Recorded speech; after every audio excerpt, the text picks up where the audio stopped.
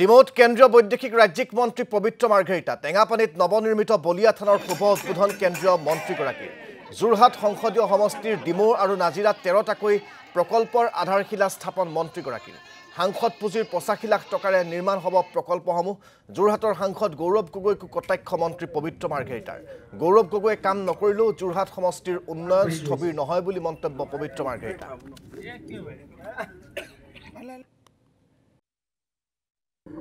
বলিয়া বাবা থান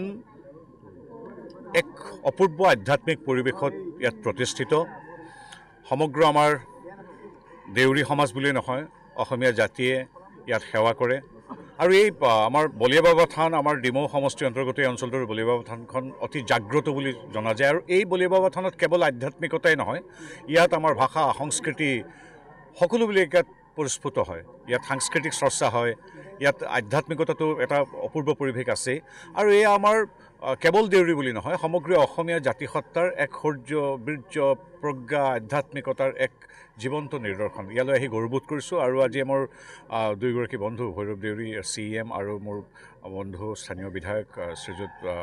বৰগোহাঁই ডাঙৰীয়া সুশান্ত বৰগোহাঁই ডাঙৰীয়া তেওঁলোকৰ সৈতে আমাৰ বাকী সদস্যসকল আছে আমাৰ দেউৰী সমাজৰ পুৰুধা ব্যক্তিসকল আজি সমন্বিত হৈছে সকলোৰ উপস্থিতিত ইয়াত যিখিনি আমাৰ